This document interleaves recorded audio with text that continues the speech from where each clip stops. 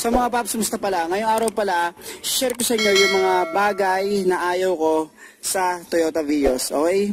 So simulan natin to mga paps. So bakit ko share to mga paps? So lahat ng bagay naman mga paps, hindi naman lahat perfecto. So share ko yung mga bagay na ayaw ko dito sa sasakyan na to. Okay?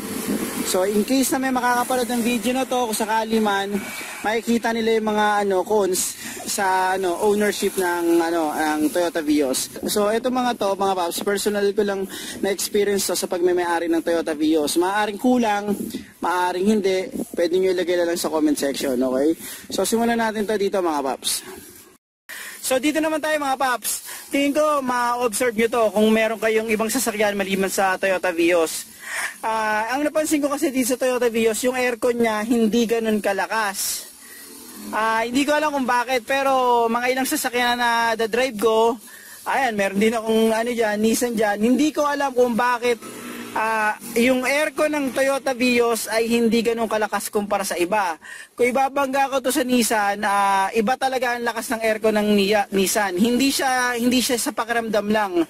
Ibang-iba yung lamig niya. Posible siguro dahil yung compressor, ewan ko, yung compressor denso sa kasi sa Nissan, Calsonic.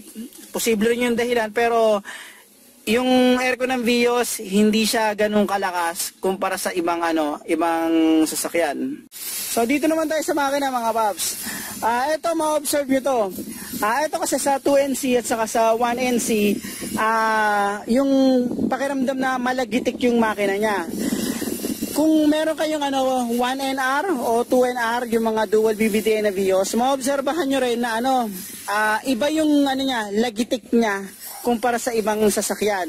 Yan. So yan yung pangalawa mga paps, yung malagitik yung makina. So dito naman tayo mga paps, yung Toyota Vios, ito kasi sa akin 1.3. Pero pag naobserbahan nyo siya mga paps, parang may pagkakataon na ang hina ng arangkada niya. At minsan ang hina ng hatak niya.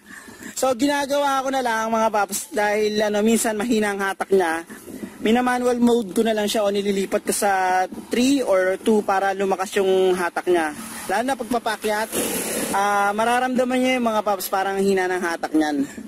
So dito naman tayo.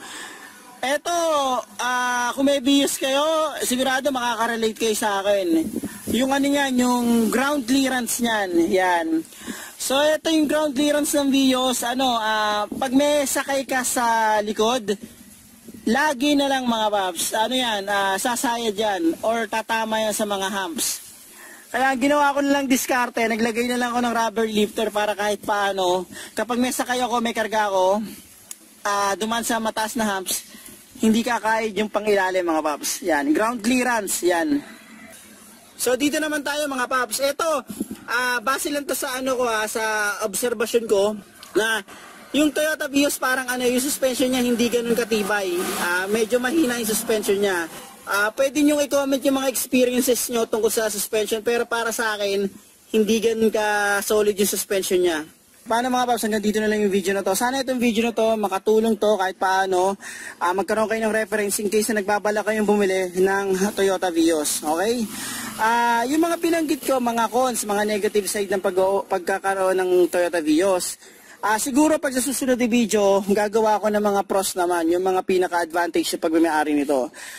Konti lang naman kasi yung yung disadvantages o yung cons sa pagmamay-ari ng Toyota Vios. Mas marami pa rin yung advantages, yung pros. Okay? Huwag nyo nga palang kalimutan i-like at subscribe ang channel ko para magawa pa ako ng mga ganong basic na video.